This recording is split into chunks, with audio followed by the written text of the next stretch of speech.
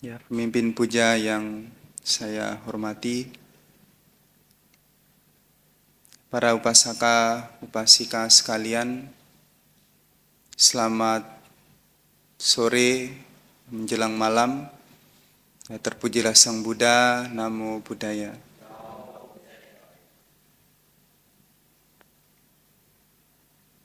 Ya, kembali pada kesempatan hari ini, ya, kita bersama-sama berkumpul ya, untuk melakukan ya, berbagai bentuk jasa kebajikan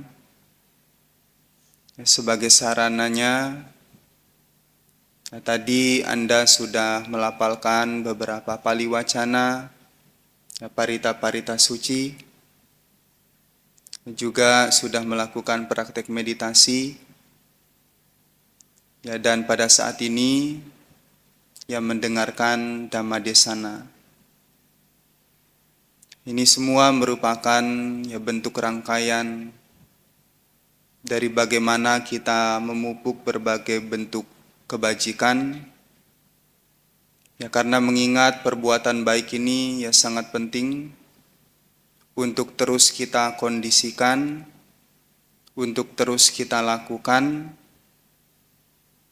karena dari perbuatan baik inilah ya kita akan memperoleh berbagai bentuk keberuntungan, berbagai bentuk berkah, atau singkatnya dengan kebajikan ini ya kita akan memperoleh kebahagiaan. Ya, tidak hanya di kehidupan saat ini, tetapi juga nanti di kehidupan yang akan datang. Ya, upasaka, upasika sekalian, ya, pada kesempatan sore hari ini, saya akan ya sedikit menyampaikan uraian Dhamma ya, berkaitan dengan satu hal yang saya rasa sebagai umat Buddha, ya kita semua sudah mengetahui, yaitu berkaitan dengan hukum karma, atau biasa dikenal dengan hukum sebab dan akibat. Kita yang memiliki keyakinan terhadap agama Buddha, sudah mengetahui perihal tentang hukum karma ini mungkin sudah sangat lama sekali. Ada yang belum tahu? Sudah tahu semua ya?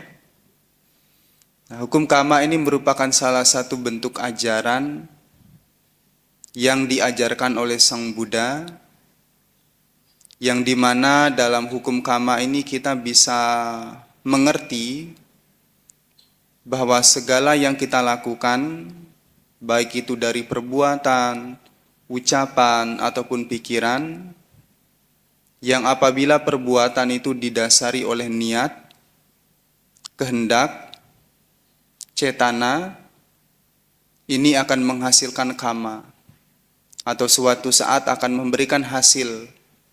Hasil itu bisa kita dapatkan di kehidupan saat ini, di kehidupan yang akan datang, ataupun di kehidupan setelah kehidupan berikutnya. Pemahaman kita perihal tentang hukum karma ini sangat penting untuk kita perdalam. Mengingat kita sudah mengetahui perihal tentang hukum karma ini sudah sangat lama sekali. Tetapi pertanyaannya, meskipun kita sudah tahu perihal tentang karma ini sangat lama, kita yakin perihal tentang adanya hukum karma, tetapi coba kita bertanya kepada diri kita sendiri, sejauh mana di dalam keseharian kita bisa menerapkan dan mengimplementasikan pengetahuan kita perihal tentang hukum karma. Ada yang bisa mengklaim dirinya bisa mempraktekkan pemahaman perihal tentang hukum karma ini 100%. Ada yang mengklaim dirinya bisa mempraktekkan hukum karma ini 50%. Ada? Wah, terdiam semua. Saya rasa sebagai umat Buddha, Ya, meskipun kita tahu, kita paham perihal tentang hukum karma, tetapi pada keseharian atau pada realitanya, sangat jarang di dalam pengalaman kehidupan kita bisa menerapkan dan mengimplementasikan pengetahuan kita perihal tentang hukum karma ini. Buktinya, ketika Anda mengalami kesusahan atau ketika Anda dipukul oleh orang lain, reaksi apa yang sering Anda munculkan? Apakah menyalahkan orang yang memukul Anda atau menerima ini sebagai buah karma buruk saya? Menyalahkan orang lain ya, biasanya. Marah-marah, kemudian balas memukul lagi, atau lain sebagiannya. Tapi orang yang percaya, yang yakin, yang mampu menerapkan perihal tentang hukum karma ini, respon yang seperti itu tidak akan pernah dilakukan. Karena dia tahu bahwa apa yang didapatkan itu merupakan hasil dari perbuatan yang kita lakukan. Nah, tentu ada berbagai contoh, ada berbagai pengalaman yang bisa kita lihat di dalam keseharian yang berkaitan dengan hukum karma ini. Bagi Bapak Ibu yang ingin mempelajari lebih jauh perihal tentang hukum karma, ini bisa dipelajari setidaknya dalam 2 sutta ini. Ada 2 sutta yang disampaikan oleh Sang Buddha, tentu ada juga sutta-sutta yang lain yang berkaitan dengan hukum karma.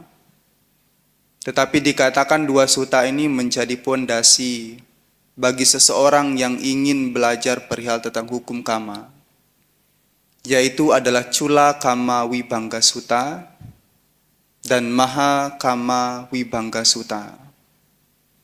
2 sutta ini merupakan sutta yang sangat fundamental yang perlu kita pelajari, khususnya kita sebagai umat Buddha yang meyakini perihal tentang adanya hukum sebab dan akibat, hukum karma. Kita melihat berbagai bentuk atau berbagai banyak perbedaan yang ada di dunia ini. Anda dengan saya itu berbeda. Anda dengan keluarga Anda juga berbeda. Bahkan anak yang lahir kembar sekalipun, itu masih memiliki perbedaan.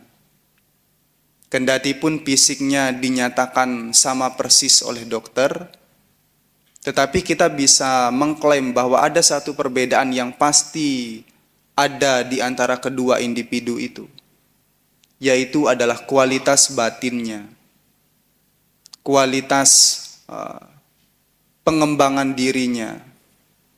Antara satu orang dan orang yang lainnya itu pasti berbeda-beda. Perbedaan ini tidak hanya terjadi pada kita sebagai manusia. Perbedaan ini juga bisa kita temukan dalam spesies yang lain. Salah satunya hewan, itu juga variasinya sangat banyak sekali. Bahkan satu hewan itu bisa berkamuflase menjadi berbagai bentuk.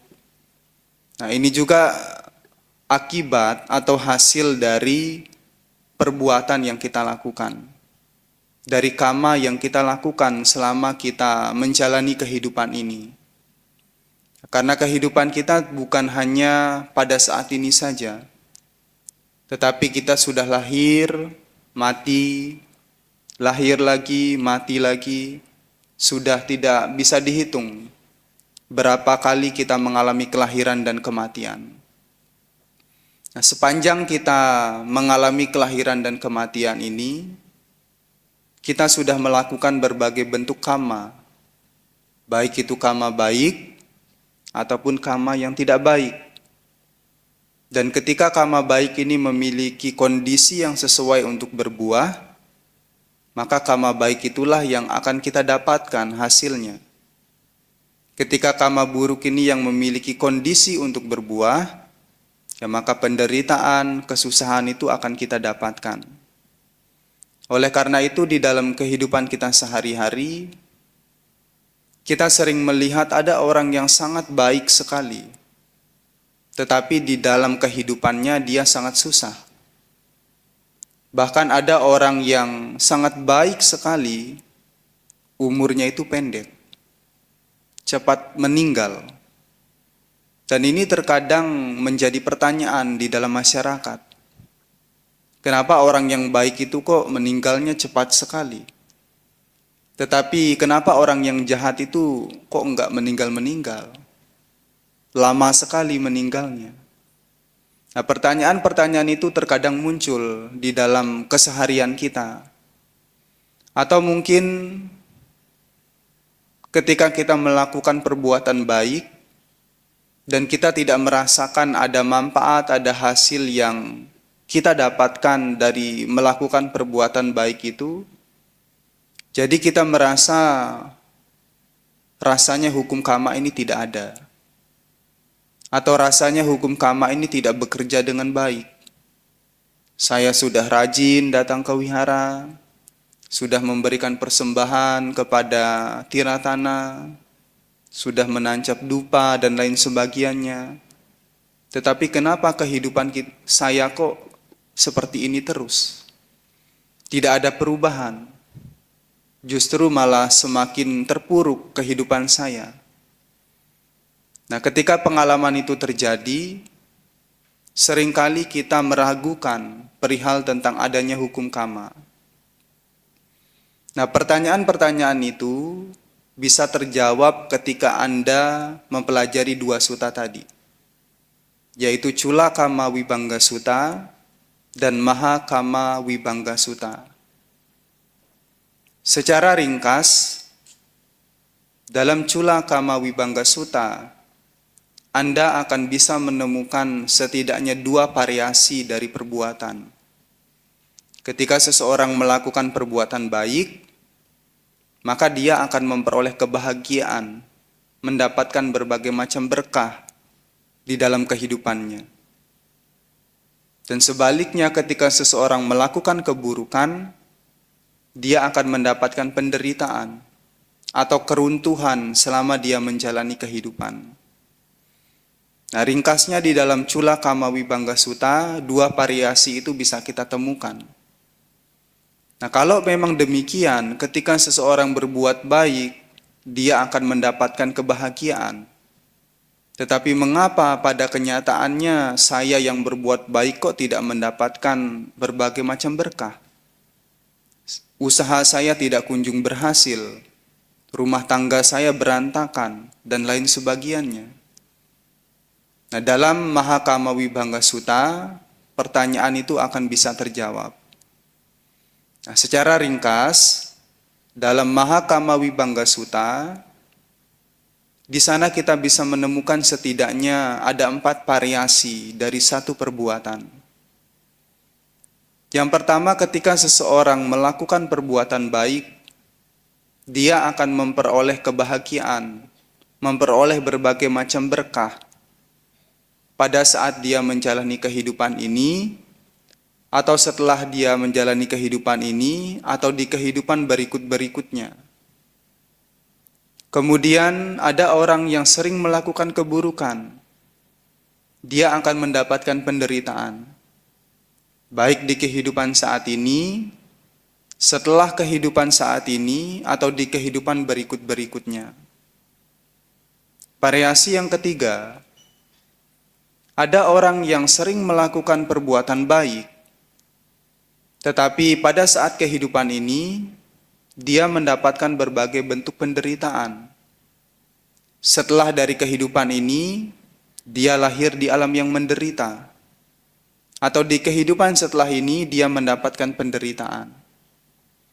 Dan variasi yang keempat, ada orang yang sering melakukan keburukan, tetapi di kehidupan ini, dia mendapatkan berbagai bentuk kebahagiaan, mendapatkan berbagai macam berkah, baik di kehidupan ini, setelah kehidupan ini, ataupun di kehidupan berikut-berikutnya. Nah, 4 variasi dari perbuatan ini bisa kita temukan di dalam Maha Kamma Vibhanga Sutta. Nah, sekarang kita mengetahui bahwasanya perbuatan baik atau perbuatan buruk yang seseorang lakukan itu tidak harus berbuah di kehidupan saat ini. Bisa jadi berbuah di kehidupan berikutnya, atau bisa jadi berbuah di kehidupan setelah kehidupan berikutnya. Kita sebagai manusia seringkali ketika menanam sesuatu, itu ingin langsung memetik buahnya, ingin langsung mendapatkan hasilnya. Ketika kita menanam biji mangga, kita ingin langsung biji mangga yang kita tanam itu berbuah. Ya tidak akan bisa. Ada proses yang perlu kita jalani. Ada sebab yang perlu kita munculkan supaya biji mangga yang kita tanam itu berbuah. Nah, begitu pula dengan karma atau perbuatan yang kita lakukan. Kendati pun seseorang melakukan perbuatan baik di kehidupan saat ini, tetapi jangan lupa bahwa di kehidupan sebelumnya itu kita tidak tahu perbuatan seperti apa yang kita lakukan. Karena tadi di depan saya sudah mengatakan bahwa kehidupan kita saat ini bukanlah kehidupan yang pertama kali. Kita sudah lahir di dunia ini atau di alam yang lain itu sudah berkali-kali. Dan dari kelahiran yang sedemikian banyak ini, kita sudah melakukan berbagai bentuk karma, perbuatan-perbuatan. Baik itu secara jasmani, ucapan, ataupun melalui pikiran kita. Nah, variasi yang pertama tadi, di sana kita bisa menemukan ada orang yang sering melakukan kebaikan, itu mendapatkan kebahagiaan.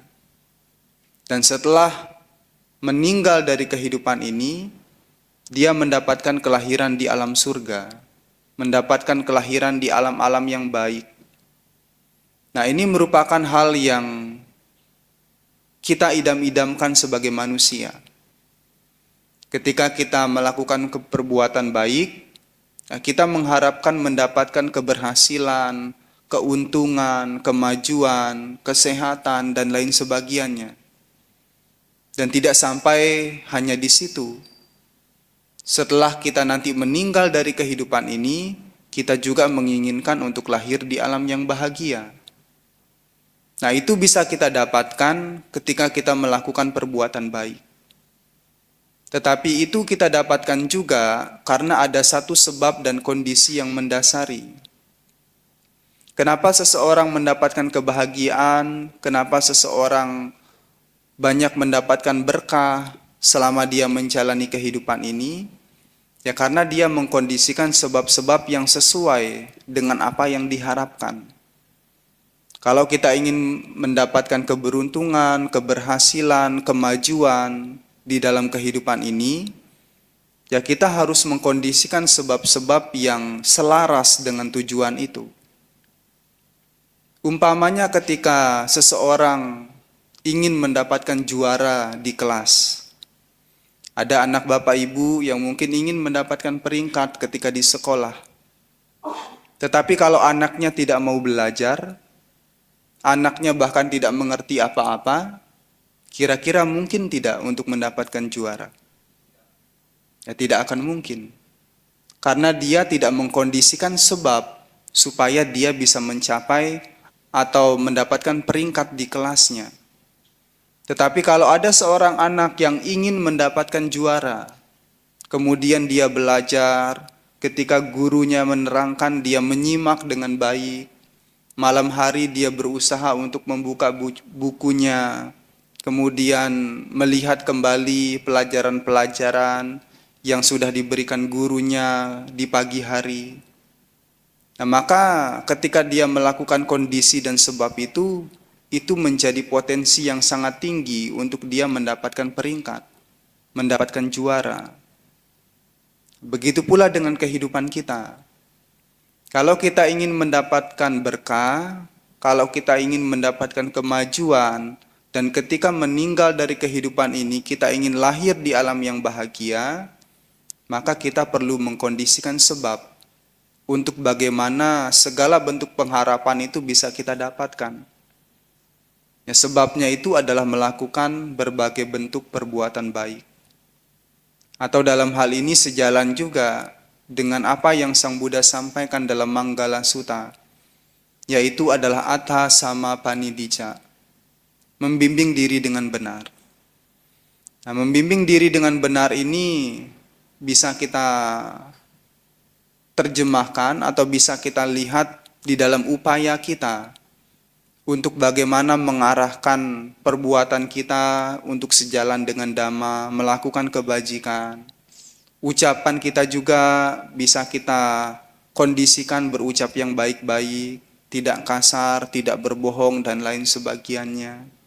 Kemudian pikiran kita juga berusaha untuk kita kendalikan, tidak menaruh kebencian terhadap orang lain, tidak berprasangka buruk ketika usaha orang lain sukses, oh pasti itu memelihara makhluk jin dan lain sebagainya. Nah, jadi ketika kita mengarahkan diri dengan benar, di sana ada upaya yang kita lakukan untuk bagaimana menyelaraskan perbuatan kita, ucapan kita dan pikiran kita itu sejalan dengan Dhamma. Mengarahkan pada hal yang baik dan bermanfaat. Nah, ketika kita memberikan kondisi-kondisi itu, maka berbagai bentuk berkah, keberhasilan itu akan kita dapatkan. Dan setidaknya, kenapa orang yang baik kemudian bisa lahir di alam yang bahagia setelah dari kehidupan ini? Itu karena sebelum meninggal, mungkin dia melakukan kebaikan. Sesaat sebelum meninggal, yang teringat itu adalah ingatan-ingatan yang baik. Atau cuti cita kesadaran menjelang kematiannya itu adalah berkaitan dengan hal-hal yang baik. Dia mengingat, oh dulu saya pernah datang ke wihara. Dulu saya pernah berbuat baik, berdana dalam bentuk seperti ini dan seperti itu. Nah, ketika ingatan seperti itu muncul, itu bisa menjadi kondisi seseorang itu bisa lahir di alam yang bahagia. Atau dalam hal ini lahir di alam surga. Nah, kemudian variasi yang kedua, ada orang yang sering melakukan perbuatan jahat, kemudian di dalam kehidupan ini dia mendapatkan berbagai bentuk musibah atau penderitaan. Dan setelah dari kehidupan ini, dia lahir di alam yang menderita. Itu pun sama. Karena di dalam kehidupan ini dia mengkondisikan sebab-sebab untuk karma buruknya itu berbuah. Apa yang kita dapatkan melalui panca indera kita atau keenam indera kita ini merupakan hasil dari karma yang sudah kita lakukan. Apa yang kita dapatkan, apa yang kita lihat, apa yang kita dengar, apa yang kita rasakan, apa yang kita kecap, itu merupakan hasil dari karma yang sudah kita lakukan. Tetapi reaksi kita ketika mendapatkan pengalaman itu merupakan karma yang baru. Atau benih karma yang baru. Jadi ketika contohnya Anda dimarahi oleh orang lain, itu merupakan hasil dari karma yang sudah Anda lakukan. Karma buruk kita berbuah. Kemudian reaksi kita marah lagi, itu adalah karma baru yang sudah kita lakukan. Karma buruk baru yang kita lakukan. Tetapi kalau kita memilih untuk menyikapi itu dengan bijak, mengerti bahwa ini adalah hasil dari karma buruk yang saya lakukan, kemudian memancarkan metta, cinta kasih kepada orang yang memarahi kita, berarti di sana kita sudah menyetop kondisi karma buruk itu supaya tidak berbuah lagi. Dan di sana juga kita sudah menanam karma baik yang baru.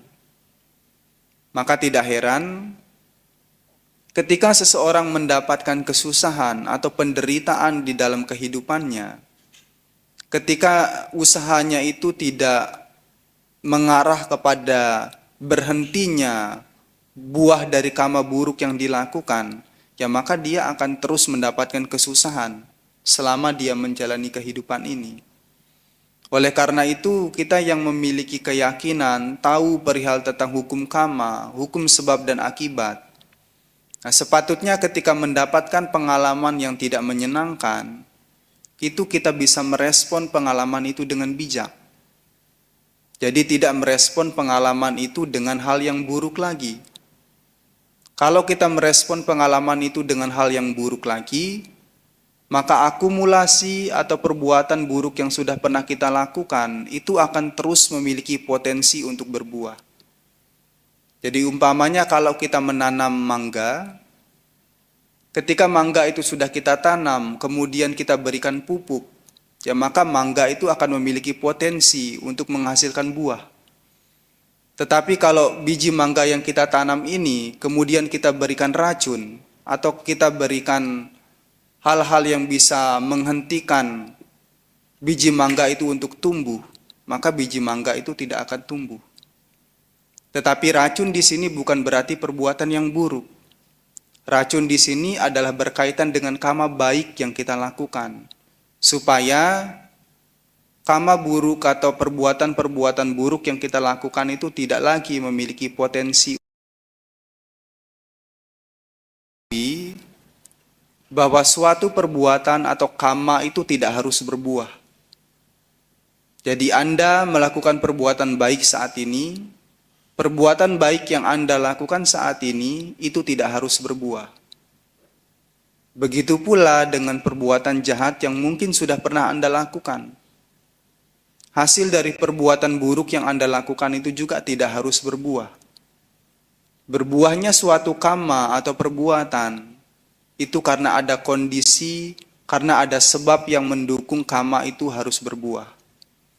Kalau suatu karma tidak memiliki sebab, tidak memiliki kondisi untuk berbuah, maka karma itu tidak akan pernah berbuah. Maka ini bisa kita lihat di dalam pengalaman keseharian kita. Meskipun kita rasa pada hari ini mungkin pernah melakukan keburukan, atau tadi sudah melakukan keburukan, buktinya apakah Anda langsung mendapatkan penderitaan? Tidak langsung mendapatkan penderitaan. Karena mungkin setelah melakukan perbuatan buruk itu, Anda terus melakukan perbuatan-perbuatan yang baik. Sehingga karma buruk yang sudah Anda lakukan tadi tidak memiliki potensi. Sebabnya tidak mendukung untuk berbuah. Jadi ini ketika orang itu jahat, ketika orang itu sering melakukan keburukan, maka dia akan mendapatkan penderitaan, baik di kehidupan saat ini ataupun di kehidupan berikutnya, ketika dia mengkondisikan karma buruk itu untuk terus berbuah. Atau setidaknya kenapa kemudian orang yang jahat ini bisa terlahir di alam yang menderita setelah dari kehidupan ini, yaitu karena sebelum dia meninggal, kita tidak tahu apakah dia melakukan perbuatan baik atau melakukan perbuatan yang buruk. Bisa jadi sebelum dia meninggal, dia itu melakukan perbuatan yang buruk. Atau sesaat sebelum dia meninggal, cuti citanya, kesadaran yang muncul itu adalah berkaitan dengan ingatan-ingatan, oh saya selama menjalani kehidupan ini sering melakukan keburukan. Atau yang muncul itu adalah pandangan yang salah, atau penyesalan, kemudian merasa bahwa dirinya itu sangat hina sekali, sangat rendah sekali. Itu menjadi sebab dia lahir di alam yang menderita. Nah, kemudian kemungkinan yang ketiga, ada orang yang sering melakukan kebaikan, tetapi selama dia menjalani kehidupan ini, itu banyak mendapatkan penderitaan. Dan ketika meninggal dari kehidupan ini, dia lahir di alam yang menderita. Nah, ini menjawab beberapa pertanyaan. Kenapa kemudian ada orang yang baik, itu sering mendapatkan kesusahan, penderitaan, usahanya tidak lancar, kemudian setelah dari kehidupan ini lahir di alam menderita? Ya kembali lagi, kita tidak tahu bahwa apakah sebelum dia meninggal itu dia melakukan kebaikan atau melakukan keburukan. Kalau dia melakukan keburukan, itu menjadi kondisi dia bisa lahir di alam yang menderita. Atau kesadaran menjelang kematiannya itu berkaitan dengan penyesalan, berkaitan dengan pandangan yang salah. Itu juga bisa menjadi sebab kondisi dia lahir di alam yang menderita. Nah, kemudian kenapa di kehidupan ini dia banyak mendapatkan penderitaan?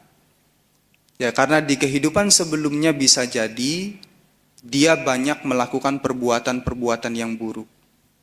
Karena perbuatan buruk yang kuat yang sudah dilakukan sebelum dia lahir sebagai manusia di kehidupan saat ini, maka dengan kekuatan karma buruk itu dia banyak mendapatkan penderitaan, kesusahan selama menjalani kehidupan ini. Dan kita tidak perlu khawatir, apakah karma baik yang dilakukan itu tidak akan bisa berbuah? Ya tidak juga. Bisa jadi perbuatan baik yang dilakukan di kehidupan saat ini, itu nanti akan dinikmati hasilnya di kehidupan berikut-berikutnya. Karena kita tidak akan pernah bisa keluar di dalam samsara ini, di dalam siklus kelahiran dan kematian ini, sebelum kita mencapai nibbana. Atau setidaknya mencapai tingkatan sotapana. Maka sebelum kita itu akan memiliki potensi untuk berbuah. Selama kita memberikan sebab, selama kita memberikan kondisi. Nah, kemudian kemungkinan yang keempat. Ada orang yang jahat sekali, suka melakukan perbuatan-perbuatan yang buruk. Tetapi di dalam kehidupan ini, dia banyak mendapatkan kebahagiaan. Usahanya itu lancar, kemudian banyak orang-orang yang menyukai, dia terkenal, banyak mendapatkan berkah. Kemudian setelah dari kehidupan ini dia lahir di alam yang bahagia. Karena ini bisa kita lihat kenyataan atau kemungkinan seperti ini, ya kembali terhadap penjelasan yang berikutnya. Itu bisa jadi karena di kehidupan sebelumnya itu dia sudah banyak melakukan perbuatan-perbuatan yang baik. Sehingga di kehidupan saat ini karena dorongan dari perbuatan baik yang sudah dilakukan dan kondisi meskipun itu kecil yang diberikan, itu bisa menjadi sebab karma baik yang sudah pernah dilakukan itu berbuah. Nah, sehingga dia banyak mendapatkan berkah, banyak mendapatkan keuntungan, keberhasilan pada saat dia menjalani kehidupan ini. Dan ketika sudah meninggal, dia lahir di alam yang bahagia. Ini merupakan sebab ketika dia sebelum meninggal meskipun dia banyak melakukan keburukan, bisa jadi sebelum dia meninggal itu dia melakukan kebaikan. Sekecil apapun itu. Atau sesaat sebelum meninggal, bisa jadi dia memunculkan pandangan yang benar, memunculkan keyakinan, sada terhadap tiratana mungkin, atau mengingat perbuatan-perbuatan baik yang sudah pernah dilakukan. Karena tidak mungkin orang itu jahat 100%. Pasti dia pernah melakukan kebaikan. Dia tidak melakukan kebaikan kepada kita, bisa jadi melakukan kebaikan terhadap keluarganya, melakukan kebaikan terhadap orang lain.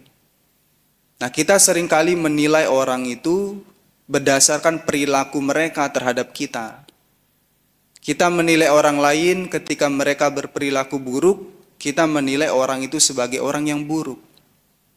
Tetapi bisa jadi kepada orang lain, dia selalu melakukan kebaikan.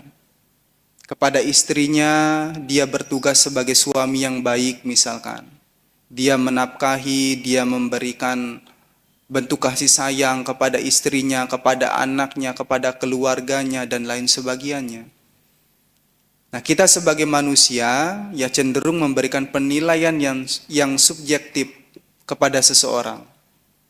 Karena merasa orang itu jahat terhadap kita, orang itu melukai kita, jadi kita memberikan penilaian orang itu sebagai orang yang jahat, orang itu sebagai orang yang tidak baik.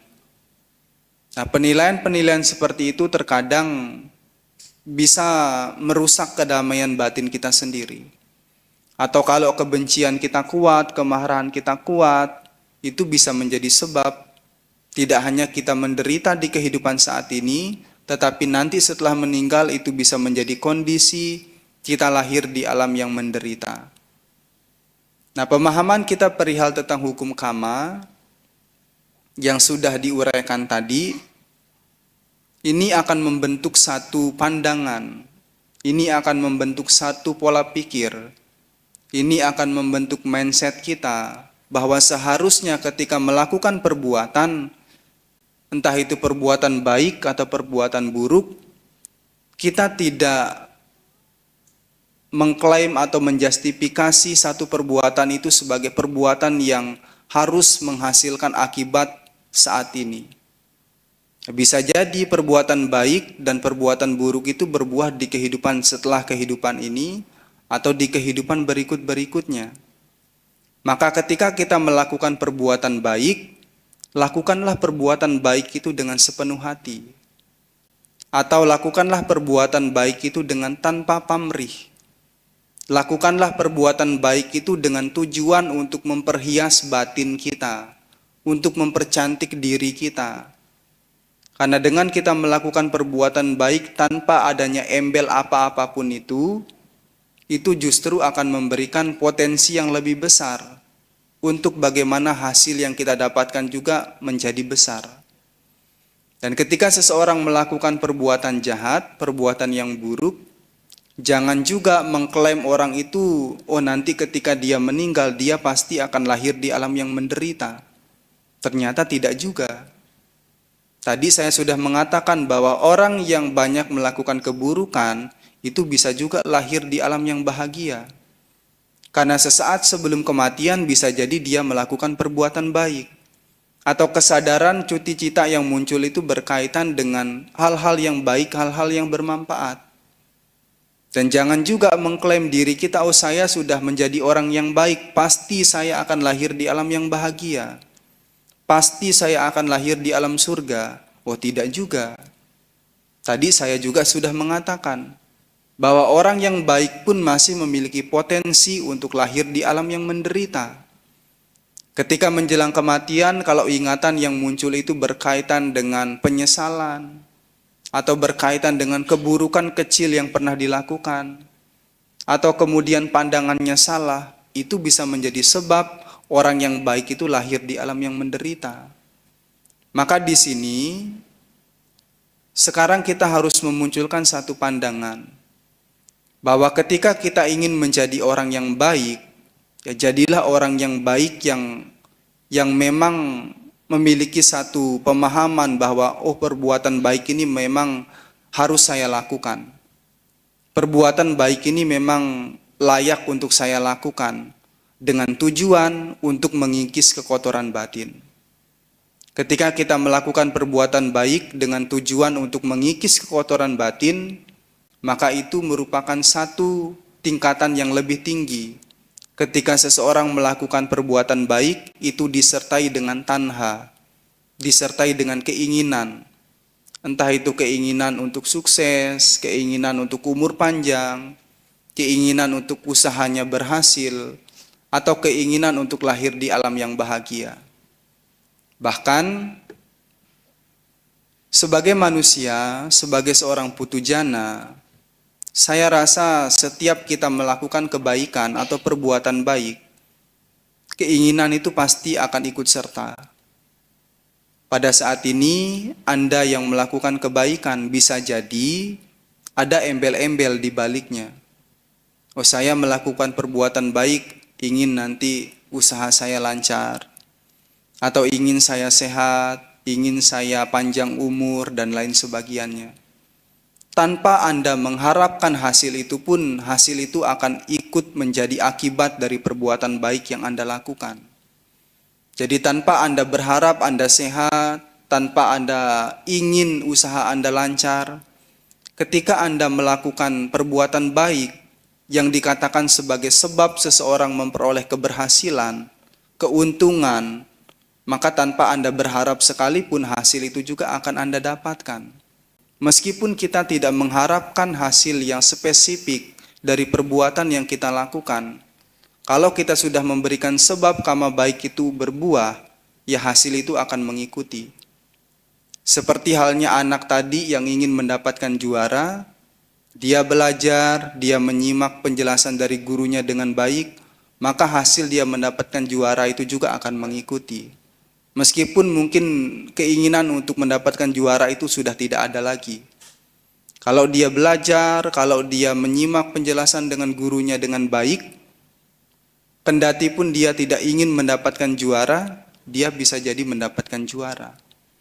Nah, maka sekarang alih-alih kita fokus terhadap tujuan, terhadap hasil, yang perlu kita utamakan itu adalah sebab, adalah kondisi, bagaimana supaya karma baik yang sudah pernah kita lakukan itu terus mendapatkan potensi untuk berbuah.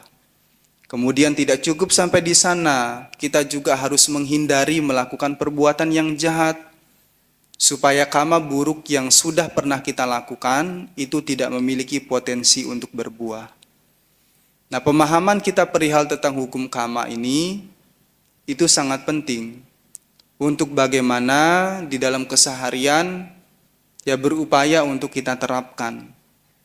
Tidak hanya sekedar sebagai pengetahuan, tidak hanya sekedar sebagai keyakinan, tetapi sejauh mana pemahaman kita perihal tentang hukum karma ini bisa mentransformasi kualitas dari kehidupan kita.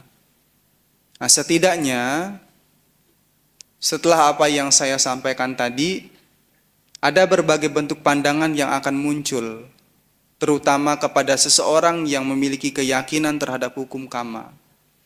Nah, pandangan-pandangan ini agak sedikit berbeda dari kebanyakan orang pada umumnya. Yang pertama, orang yang memahami perihal tentang hukum karma itu sudah tidak lagi percaya perihal tentang ada satu sosok yang bisa mengatur kehidupan kita, yang menciptakan kehidupan kita, yang mengendalikan diri kita. Karena hukum karma ini menegaskan bahwa kita sendiri adalah arsitek bagi kehidupan kita. Kita adalah perancang bagi bangunan kehidupan kita sendiri. Kalau kita ingin bahagia, maka munculkanlah sebab supaya kita memperoleh kebahagiaan. Kalau kita ingin menghindari penderitaan, ya maka kita harus menghindari berbagai bentuk perbuatan jahat yang bisa menjadi kondisi karma buruk kita itu berbuah. Jadi di sini kita tidak lagi mempercayai perihal tentang ada sosok tertentu yang mengendalikan diri kita, yang mengatur kehidupan kita, yang menciptakan kehidupan kita saat ini. Nah, ini adalah pandangan yang pertama yang bisa muncul kepada seseorang yang meyakini perihal tentang hukum karma. Kemudian pandangan yang kedua, seseorang yang mempercayai perihal tentang hukum karma sudah tidak lagi meyakini perihal tentang adanya nasib dan takdir. Nasib dan takdir, kalau Anda melihat di dalam KBBI, nah di sana dijelaskan bahwa yang Maha Esa, sesuatu yang sudah ditetapkan, sesuatu yang sudah ditentukan. Hukum karma tidak seperti itu. Kita yang meyakini perihal tentang hukum karma, tidak pernah adanya satu nasib atau satu takdir yang mutlak, yang tidak bisa kita ubah. Ya kalau saya lahir sebagai orang yang miskin, maka saya akan terus menjadi orang yang miskin karena ini adalah takdir saya. Hukum karma tidak mengajarkan demikian. Kemudian kalau kita melakukan keburukan, kemudian kita mengatakan, oh ini adalah takdir saya untuk melakukan keburukan, untuk menjadi seperti ini dan menjadi seperti itu. Hukum karma juga tidak mengajarkan demikian. Kita menjadi apa kita saat ini, yaitu karena perbuatan karma yang sudah kita lakukan. Takdir atau nasib yang sudah mutlak, itu tidak kita yakini sebagai orang yang memiliki kepercayaan terhadap agama Buddha. Karena perbuatan ataupun kehidupan kita ini bisa kita kondisikan sendiri. Kalau kita ingin menjadi orang yang pintar misalkan, ya kita harus memunculkan sebab supaya kita bisa menjadi orang yang pintar. Kalau kita ingin usaha kita lancar, ya kita harus mengkondisikan sebab supaya usaha yang dirintis itu menjadi lancar. Kalau kita ingin menjadi orang yang bijak, ya kita harus mengkondisikan diri untuk bagaimana menjadi orang yang bijak. Jangan sampai mengatakan, oh saya saat ini menjadi seperti ini memang nasib saya. Ini memang takdir saya. Ya tidak demikian. Itu ya takdir yang kita buat sendiri, bukan karena diciptakan oleh sosok tertentu, oleh apapun itu. Nah, ini adalah pemahaman atau pandangan yang kedua. Kemudian seseorang yang memahami perihal tentang hukum karma juga tidak akan pernah mengatakan bahwa hidup ini tidak adil. Pernah mengatakan bahwa hidup ini tidak adil? Pernah Anda terpikirkan, oh kok dia meskipun jahat, kok dia sukses ya? Oh dia meskipun biasa-biasa saja, tetapi kok kehidupannya sangat maju ya? Oh rasanya hidup ini tidak adil, saya sudah kerja keras, saya sudah banting tulang, tetapi kehidupan saya begini-begini saja. Pernah Anda berpikir demikian? Tidak pernah? Wah, luar biasa. Nah, orang yang memiliki keyakinan terhadap hukum karma itu tidak akan pernah mengatakan bahwa hidup ini tidak adil. Karena sejatinya kita adalah pemilik dari perbuatan kita sendiri. Kita lahir dari perbuatan kita sendiri. Kita berkerabat dengan perbuatan kita sendiri. Kita bergantung pada perbuatan kita sendiri. Perbuatan apapun yang kita lakukan, maka perbuatan itulah yang akan kita warisi. Jadi kita tidak akan pernah membandingkan hidup kita dengan orang lain. Kita tidak akan pernah membandingkan diri kita dengan orang lain. Oh orang itu sukses kok saya tidak. Oh orang itu berhasil kok saya tidak. Kita tidak akan pernah membandingkan seperti itu. Kalau orang yang meyakini perihal tentang hukum karma, justru yang muncul itu, oh sekarang dia sukses berarti karma baiknya sedang berbuah. Oh saya saat ini sedang mendapatkan kesusahan, berarti karma buruk saya sedang berbuah. Nah, seharusnya ketika karma buruk saya berbuah, apa yang perlu saya lakukan adalah memunculkan kondisi yang baik, supaya karma buruk saya berhenti berbuah dan karma baik saya yang berbuah. Nah, itulah yang harus kita lakukan. Bukan malah mengatakan hidup ini tidak adil atau membandingkan diri kita dengan orang lain. Nah, kemudian pemahaman perihal tentang hukum karma. Seseorang yang meyakini ya perihal tentang hukum karma ini juga tidak akan menyalahkan orang lain atas penderitaan batin ataupun jasmani yang dirasakan. Jadi ketika kita mendapatkan penderitaan, kesusahan, baik itu secara mental ataupun secara jasmani, kita tidak pernah menyalahkan orang lain. Ketika Anda misalkan kecelakaan, kita juga tidak menyalahkan orang yang mungkin menabrak kita. Karena kita tahu sekali lagi itu merupakan hasil dari karma buruk yang kita lakukan. Ketika kita mendapatkan musibah misalkan, entah kita dimarahi atau dalam hal ini musibah seperti bencana misalkan, kita juga tidak akan menyalahkan pihak-pihak tertentu. Menyalahkan pemerintah, oh pemerintah seperti ini dan seperti itu. Kita juga tidak akan demikian. Tidak akan menyalahkan pihak lain atas penderitaan batin atau penderitaan fisik yang kita dapatkan. Kalau dalam urusan penderitaan batin ketika kita merasa marah, jengkel, kemudian ada benci di dalam batin kita, seringkali biasanya kita kan menyalahkan pihak lain. Oh yang membuat saya benci ini karena perilaku dia seperti ini dan seperti itu. Kemudian kita mengingat perbuatan buruk yang dilakukan. Akhirnya kita menanam kebencian. Ya padahal itu bukan salahnya mereka, itu bukan salahnya dia. Yaitu karena salahnya kita yang tidak mau melepas akan kenyataan, akan realita yang sudah berlalu. Maka Sang Buddha mengatakan hal yang sudah lampau itu tidak perlu dirisaukan. Hal yang akan datang juga tidak perlu dikhawatirkan. Yang perlu kita lakukan itu adalah bagaimana kita bisa menikmati hidup yang saat ini dan sekarang. Fokus terhadap apa yang kita lakukan. Ketika mendengar ceramah seperti ini, yang teringat itu adalah ucapan orang lain yang buruk terhadap kita.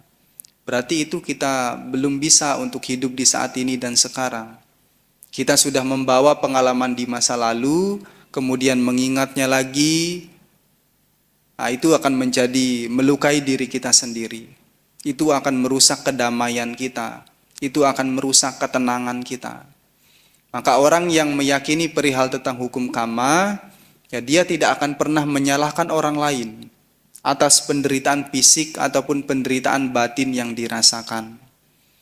Nah, yang kelima, orang yang meyakini perihal tentang hukum karma juga tidak akan menggantungkan kehidupannya pada siapapun itu. Baik itu kepada orang tua, kepada anak, ataupun kepada sosok tertentu. Kehidupan ini adalah murni milik kita sendiri. Kita yang menjalani kehidupan ini, maka kita harus memiliki andil terhadap kehidupan kita. Kita sepenuhnya yang merancang kehidupan kita sendiri.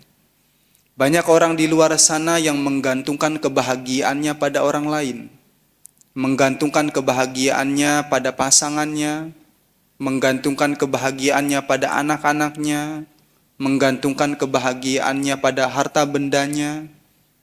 Ketika seseorang menggantungkan kebahagiaan pada apapun yang berada di luar dari dirinya, itu juga merupakan salah satu cerminan dari bagaimana kita tidak begitu bisa mengimplementasikan pemahaman kita perihal tentang hukum karma.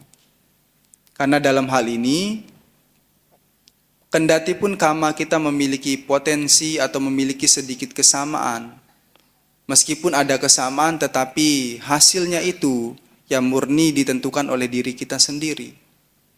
Kalaupun kita sedang mendapatkan pujian, itu merupakan hasil dari perbuatan baik yang kita lakukan. Tetapi kalau kita tidak bisa menyikapi pujian itu dengan bijak, bisa jadi kita marah-marah. Atau bisa jadi kita memunculkan prasangka yang tidak baik terhadap orang yang memuji kita. Oh, mungkin dia memuji saya karena alasan ini dan itu. Oh, mungkin dia memuji saya karena ada maunya dan lain sebagiannya. Nah, begitu pula kaitannya dengan kita menaruh kebahagiaan pada sesuatu yang berada di luar dari diri kita. Kita harus menyadari bahwa kebahagiaan yang sejati itu adalah kebahagiaan yang bisa kita munculkan di dalam diri kita. Bagaimana cara kita bisa memunculkan kebahagiaan dari dalam diri? Yaitu menerima segala bentuk realita yang kita dapatkan. Karena banyak penderitaan yang kita dapatkan, yaitu karena kita menaruh kebahagiaan pada orang lain, atau menaruh kebahagiaan pada harta benda, dan ketika orang yang kita taruh kebahagiaan itu berubah, tidak berperilaku sesuai dengan apa yang kita inginkan, maka kita akan menderita. Ketika harta bendanya yang sudah dianggap sebagai sebab dari kebahagiaan, itu berkurang, itu hilang, kita menderita. Banyak orang yang menderita karena tidak bisa menerima pengalaman yang didapatkan. Tidak bisa menerima perubahan. Maka salah satu seni untuk menjalani kehidupan ini, yaitu adalah bisa untuk menerima perubahan. Nah, Sang Buddha mengatakan segala sesuatu yang berkondisi, itu wajar mengalami perubahan. Akan selalu berubah. Dan ketika kita menaruh kebahagiaan pada orang lain juga akan mengalami perubahan. Ketika Anda bertemu dengan pasangan Anda pertama kali, biasanya kan sangat romantis sekali, bersikap sangat baik sekali. Tetapi lama-kelamaan apakah dia tetap romantis dan bersikap baik? Ya, tidak juga. Ada kalanya ketika berada di rumah, menjengkelkan sekali. Atau ketika melihat raut mukanya, kok rasanya tidak menyenangkan, dia berperilaku tidak baik. Nah, itu juga bagian dari perubahan. Ketika Anda menaruh kebahagiaan, menaruh ekspektasi yang tinggi terhadap pasangan Anda, tidak mampu menerima kenyataan, ya maka kita sudah membuat penderitaan bagi diri kita sendiri. Karena dalam hal ini juga nanti akan berkaitan dengan karma yang kita lakukan. Ketika kita merespon reaksi yang buruk, buah karma yang buruk dengan reaksi yang buruk, maka karma buruk juga akan memiliki potensi untuk terus berbuah. Ketika kita merespon pengalaman yang baik dengan reaksi yang baik, ya maka karma baik itu akan memiliki potensi untuk terus berbuah. Nah, setidaknya itulah beberapa pandangan yang bisa muncul ketika kita meyakini perihal tentang hukum karma. Nah, sekarang yang menjadi penting setelah kita mengetahui, setelah kita belajar, setelah kita memahami, bahwa hukum karma ini ternyata memiliki manfaat yang sangat besar di dalam kita menjalani kehidupan ini. Hukum karma ini bisa meningkatkan kualitas kebahagiaan kita, bisa meningkatkan ketenangan kita, bisa meningkatkan kedamaian kita dalam menjalani kehidupan ini.